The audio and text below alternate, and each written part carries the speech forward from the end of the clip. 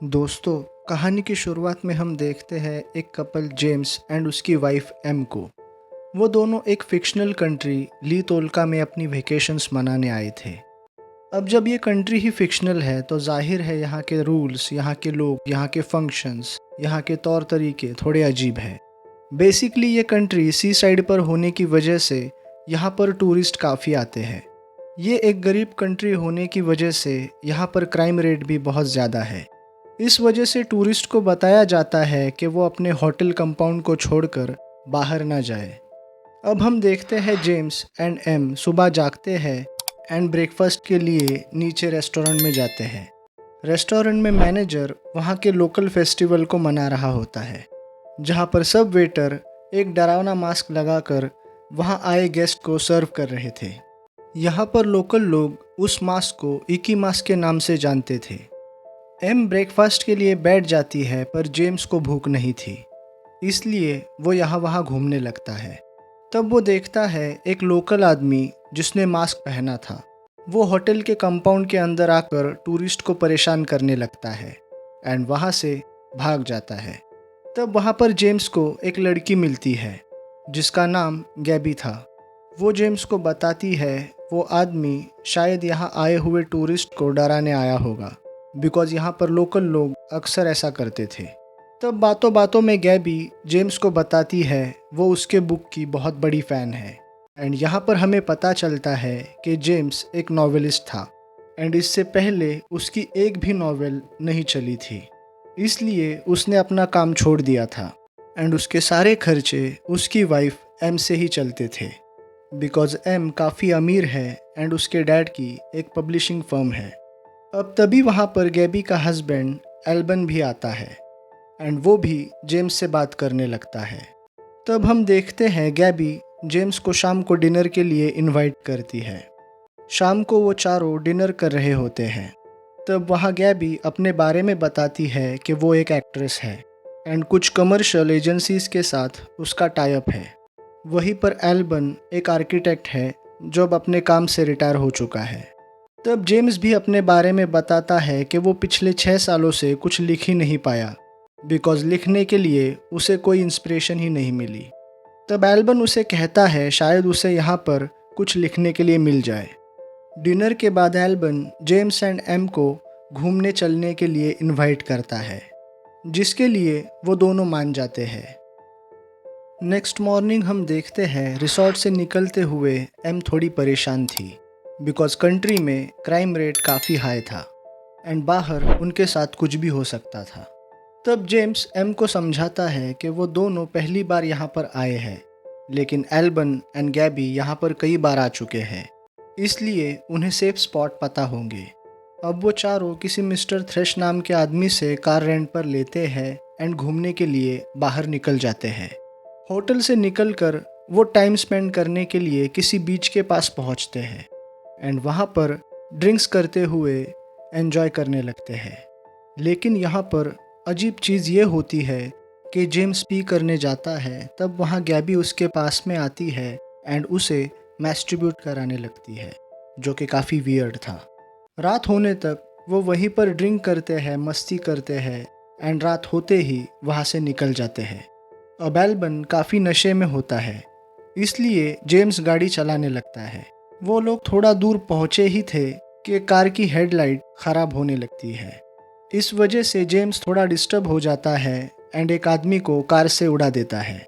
वो आदमी मौके पर ही मारा जाता है। इस हादसे की वजह से जेम्स एंड एम काफ़ी ज़्यादा घबरा जाते हैं एंड एम पुलिस को बुलाने की बात करती है। तब गैबी उन्हें बताती है कि यहाँ पर पुलिस रूल्स अच्छे नहीं हैं। वो लोग जेम्स को मौत की सज़ा दे देंगे एंड उसे भी मारकर यहीं कहीं फेंक देंगे, इसलिए उन्हें जल्द से जल्द यहाँ से निकल जाना चाहिए। तब वो लोग वहाँ से भागकर होटल पहुँच जाते हैं एंड अपने अपने कमरे में जाकर सो जाते हैं। अगले दिन हम देखते हैं जेम्स के कमरे के बाहर कोई ज़ोर ज़ोर से नॉक कर रहा होता है। तब जेम्स जाके दरवाज़ा खोलता है तो बाहर पुलिस वाले खड़े थे, जो उसे एंड एम को पकड़कर अपने साथ पुलिस स्टेशन ले जाते हैं। वहाँ पर एम को अलग भेजा जाता है एंड जेम्स को अलग एक कमरे में रखा जाता है। उस कमरे में उसे डिटेक्टिव थ्रेश मिलता है, जो जेम्स को बताता है उसने कल रात को एक आदमी को अपनी गाड़ी से उड़ा दिया है जो कि एक फार्मर था एंड इसके बदले उसे मौत की सज़ा मिलेगी। डिटेक्टिव थ्रेश उसे बताता है यहाँ पर एक रूल है कि किसी फैमिली में कोई आदमी मारा जाता है तो उसका बड़ा बेटा उस एक्यूज को अपने हाथों से मारता है एंड अगर मरने वाले के बच्चे ना हो तो ये काम गवर्नमेंट करती है। बट जेम्स के केस में उस फार्मर का एक 9 साल का बेटा है। डिटेक्टिव थ्रेश जेम्स को बताता है उन लोगों ने कार जिस आदमी से रेंट पर ली थी वो दरअसल उसके अंकल है एंड उन्हें इस केस से बचाने के लिए डिटेक्टिव जेम्स को कहता है कि वो कबूल कर ले कि उन्होंने कार को चुराया था। इस पर जेम्स मान जाता है। अब जैसे कि हमने पहले ही बताया था कि ये एक फिक्शनल कंट्री है एंड यहाँ के रूल्स भी कुछ अजीब हैं। उस रूल के अकॉर्डिंग जेम्स के पास एक चॉइस है, या तो वो अपने क्राइम की सज़ा खुद भुगत सकता है, नहीं तो उसकी जगह उसका क्लोन बनाकर उसे सज़ा देकर वो बच सकता है, जिसके लिए उसे एक हैवी फीस पे करनी होगी। जेम्स के पास पैसे की कोई कमी थी नहीं, इसलिए वो अपनी जान बचाने के लिए क्लोन के ऑप्शन के लिए मान जाता है। जेम्स से पैसे लेने के बाद वहाँ पर उसके कुछ टेस्ट होते हैं एंड टेस्ट के बाद उसे एक रूम में भेजा जाता है। वहाँ पर वो पूरा कमरा रेड कलर के लिक्विड से भरा हुआ था एंड इस प्रोसेस के दौरान उसे काफ़ी अजीब अजीब विजन्स आते हैं एंड सीन यहाँ पर शिफ्ट हो जाता है। आँख खोलने पर जेम्स पुलिस हॉस्पिटल में होता है जहाँ एम उसके पास बैठी थी। वो जेम्स को बताती है कि उसका क्लोन बन चुका है एंड वो दोनों उस क्लोन को देखने के लिए लैब में जाते हैं। उस क्लोन में जेम्स की सारी मेमोरीज भी थी एंड वो इतना परफेक्ट था कि असली नकली का फ़र्क बताना भी मुश्किल था। कुछ देर बाद उस क्लोन को फार्मर की फैमिली के सामने एक छोटे से शेड में बांध दिया जाता है। तब वहाँ पर उस फार्मर का बेटा उसे अनगिनत बार स्टैप करके मार देता है एंड इस तरह जेम्स की सज़ा पूरी हो जाती है। जाने से पहले डिटेक्टिव थ्रेश जेम्स को उस क्लोन की ऐश देते हैं जिसे वो एज ए निशानी अपने पास रखे। वो दोनों होटल में आ जाते हैं एंड वहाँ पर एम काफ़ी परेशान हो गई थी एंड वो जल्द से जल्द वहाँ से जाने की बात कर रही थी, इसलिए वो अपने बैग्स को पैक करने लगती है। तब जेम्स उसे कहता है उसे उसका पासपोर्ट नहीं मिल रहा एंड बिना पासपोर्ट के वो यहाँ से नहीं जा सकता। रात को वो दोनों सोने लगते हैं तब एम काफ़ी डरी हुई थी एंड परेशान भी थी, इसलिए जेम्स उसे कहता है वो अगर चाहे तो जा सकती है, बट एम जेम्स के बिना नहीं जाना चाहती थी। अगले सीन में हम देखते हैं उनका स्टे ख़त्म हो रहा था, इसलिए जेम्स रिसेप्शन पर जाकर उनकी रूम बुकिंग को बढ़वा लेता है। तब वहाँ उसे गैबी मिलती है जो उससे माफ़ी मांगती है। वो उसे ड्रिंक के लिए ले जाती है एंड समझाती है ये सब उसके साथ भी हो चुका है। जब वो पहली बार एल्बन के साथ यहाँ पर आई थी उस वक्त एल्बन को एक रिसोर्ट में इन्फिनिटी पूल बनाने का काम मिला था। तब एल्बन की लापरवाही की वजह से 2 लोगों की मौत हो गई थी एंड उसे भी मौत की सज़ा मिली थी। तब उन्हें भी इस क्लोन वाली बात का पता चला था। वो जेम्स को उसके साथ विला चलने के लिए कहती है जहाँ पर उनके कुछ और टूरिस्ट दोस्त थे। इसके बाद वो दोनों विला आते हैं जहाँ पर गैबी एंड एल्बन के कुछ और दोस्त मौजूद थे जो कि अक्सर इस कंट्री में आते रहते थे अपनी वेकेशंस मनाने के लिए एंड उन्होंने भी पास्ट में कोई ना कोई क्राइम्स किए थे जिस वजह से उन्हें भी वो क्लोन वाली सज़ा मिली थी। यहाँ पर वो सब लोग मस्ती मजाक एंड ड्रिंक करते हैं एंड जेम्स को एक गेम में ज्वाइन करने के लिए कहते हैं। ये गेम उस रिजॉर्ट के मालिक से रिलेटेड था जिसे हाल ही में एक मेडल मिला था एंड मस्ती के लिए वो उसका मेडल चुराने का प्लान करते हैं। तब जेम्स इस चीज़ के लिए मान जाता है। इसके बाद वो सब 21 मास्क लगाकर उस ओनर के घर पर जाते हैं एंड उसकी मेड, गर्लफ्रेंड एंड उसे गन पॉइंट पर रख कर हॉस्टेज कर लेते हैं, जिसके बाद वो वहाँ पर मस्ती करने लगते हैं एंड गैबी जेम्स को कहती है कि उसे किसी को मारने की कोशिश करनी चाहिए और वो उससे उस ओनर को शूट करने के लिए कहती है, बट जेम्स ऐसा नहीं करता। तब वहाँ पर एक सिक्योरिटी गार्ड छुपा हुआ था जो मौका देखकर उन लोगों पर गोलियां चलाने लगता है एंड रिटर्न में गैबी भी गोलियां चलाती है, जिसमें वो ओनर, उसकी मेड, गर्लफ्रेंड और वो सिक्योरिटी गार्ड सभी मारे जाते हैं एंड साथ ही एल्बन के पैर में एक गोली लग जाती है। इसके बाद वो लोग एल्बन को लेकर जेम्स के कमरे में आते हैं। तब एल्बन की हालत को देखकर एम घबरा जाती है एंड जेम्स उसको संभालता है। अगले सीन में हम देखते हैं पुलिस उन लोगों को पकड़ लेती है, लेकिन क्लोन वाला ऑप्शन तो उनके पास ही था, इसलिए उन्हें कोई टेंशन नहीं होती। उन सब के क्लोन्स को बनाकर उन्हें ग्रुप में मार दिया जाता है एंड वो सब लोग आराम से फ्री हो जाते हैं। इसके बाद जब जेम्स होटल में आता है तो एम बहुत ज़्यादा डरी हुई थी एंड वो यहाँ से जाना चाहती थी, पर जेम्स अगेन उसे कहता है उसका पासपोर्ट नहीं मिल रहा। इस पर एम उसे कहती है वो यहाँ पर और नहीं रुक सकती, इसलिए वो यहाँ से जा रही है। एम के जाने के बाद शाम को वो बीच पर बैठा हुआ था। तब गैबी वहाँ पर आकर उससे बात करती है एंड उससे कहती है कि एम उसके लायक ही नहीं है एंड वो उसे छोड़ दे। इसके बाद गैबी उसे अपने रूम में ले जाती है एंड उसे एक ड्रग दिखाती है जो उस कंट्री का लोकल ड्रग था, जिसकी वजह से हेलुसिनेशंस होते थे। उस ड्रग को स्मोक करने के बाद वो दोनों इंटीमेट होने लगते हैं, जहाँ पर जेम्स को उस ड्रग की वजह से अलग अलग एंड भयानक से विजन्स आ रहे थे। इसके बाद हम देखते हैं वो ब्रेकफास्ट के लिए नीचे रेस्टोरेंट में बैठे हुए थे एंड उनका पूरा ग्रुप पास में बैठे लोगों को बुली कर रहा था। तब हम देखते हैं जेम्स भी उनके जैसा ही बनता जा रहा था। एल्बन का एक दोस्त जेम्स को कहता है उसकी पहचान यहाँ के हाई कमीशन में भी है, जो उसका दूसरा पासपोर्ट निकाल सकता है। लेकिन इस प्रोसेस के बीच में डिटेक्टिव थ्रेश आ रहा है, इसलिए उन्हें डिटेक्टिव थ्रेश को अपने रास्ते से हटा देना चाहिए। इसके बाद वो लोग डिटेक्टिव थ्रेश को किडनैप करने का प्लान बनाते हैं एंड उनका प्लान कामयाब भी हो जाता है।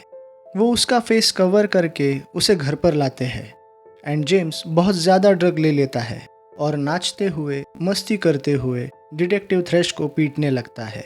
वो उसे पीटने के बाद उस पर पी भी करता है, जिसके बाद गैबी डिटेक्टिव थ्रेश का फेस मास्क हटा देती है।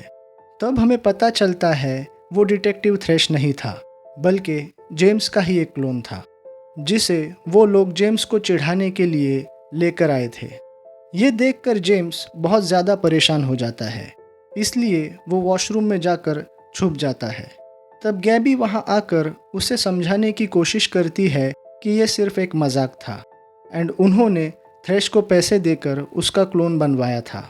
इस हादसे के बाद जेम्स का दिमाग ठीक हो जाता है एंड उसे अपनी गलती का एहसास होने लगता है, इसलिए वो अपने कमरे में आता है एंड अपना पासपोर्ट निकालता है जो उसने छुपा कर रखा था, बिकॉज वो यहाँ पर रुककर अपने अंदर के इविलनेस को एंजॉय कर सके, और इसीलिए उसने अपनी वाइफ से भी झूठ बोला था। इसके बाद हम देखते हैं वो चुपचाप एयरपोर्ट के लिए निकल जाता है, लेकिन रास्ते में गैबी का ग्रुप बस को रोक लेता है एंड उसे गन पॉइंट पर बाहर बुलाने लगता है। अब सबको क्लोन वाले ऑप्शन का पता था, इसलिए किसी को भी मारो, चोट पहुंचाओ, कोई सज़ा तो मिलने वाली थी नहीं। इसलिए मजबूरी में जेम्स को बस से नीचे उतरना पड़ता है। इसके बाद वो उसे पैदल चलाते हुए ले जा रहे थे एंड गैबी मस्ती करते हुए, पीते हुए उसका मजाक उड़ा रही थी। वो उसे बताती है कि वो कोई उसकी फ़ैन नहीं है और ना ही उसने उसकी घटिया बुक को पढ़ा है।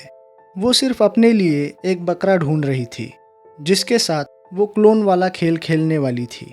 लेकिन उनके फंसाने से पहले ही जेम्स उस फार्मर के साथ एक्सीडेंट कर बैठा।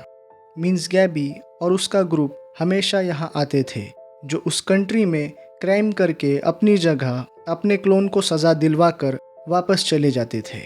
गैबी जेम्स को बहुत ज़्यादा ह्यूमिलिएट करने लगती है।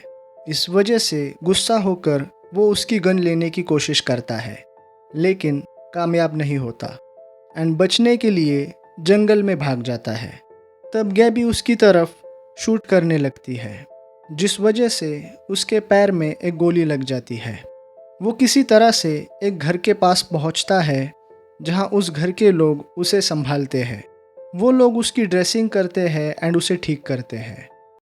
जेम्स के दिमाग पर उस ड्रग का असर अभी भी था, इसलिए उसे हेलुसिनेशंस आ रहे थे, जिसमें एम भी थी एंड गैबी का पूरा ग्रुप भी था। साथ ही उस फार्मर का बेटा भी था जो उसे मारने की कोशिश कर रहा था। इसके बाद वो होश में आकर घर से बाहर आता है। तब गैबी एंड उसका ग्रुप उसे वहाँ मिलते हैं। गैबी उसे कहती है वो लोग उसके साथ एक गेम को खेलने वाले हैं, जहाँ उसे एक डॉग को मारना होगा। ये कहकर वो उसे एक चाकू देती है एंड डॉग को बुलाती है। वो डॉग कोई और नहीं बल्कि जेम्स का ही क्लोन था, जिसे उन लोगों ने पट्टे से बांध रखा था। अब जेम्स ये खेल खेलने के लिए मना करता है एंड चाकू फेंक देता है। तब वो लोग क्लोन से उस पर अटैक करवाते हैं। तब कोई और रास्ता ना होने के चलते जेम्स उसे बुरी तरह से पीट पीट कर मार देता है। अपने क्लोन को अपने हाथों से मारकर वो बुरी तरह टूट चुका था। तब गैबी उसके पास आकर उसे संभालती है एंड एक वियर्ड सी चीज़ करती है। वो उस क्लोन का खून अपनी चेस्ट पर लगाकर जेम्स को ब्रेस्ट फीडिंग करने लगती है। अब नेक्स्ट सीन में हम देखते हैं सबके वेकेशंस ख़त्म हो गए थे एंड वो लोग वापस जाने लगते हैं। सब लोग एयरपोर्ट पर पहुंचते हैं एंड गैबी नॉर्मली जेम्स को बाय करती है एंड एल्बन के साथ अपने घर चली जाती है। इसके बाद हम जेम्स को देखते हैं जो एयरपोर्ट पर बैठा ही रहता है। उसकी फ़्लाइट भी चली जाती है एंड फिर भी वो वहीं पर बैठा था। अब आखिरी सीन में हम उसे रिसॉर्ट के पास बारिश में बैठा हुआ देखते हैं एंड इसी के साथ ये कहानी यहीं पर ख़त्म हो जाती है। दोस्तों, ऐसे ही इंटरेस्टिंग वीडियोस के लिए एंड मूवी एक्सप्लेनेशंस के लिए हमारे चैनल को सब्सक्राइब कीजिए। मिलते हैं आपसे अगले वीडियो में।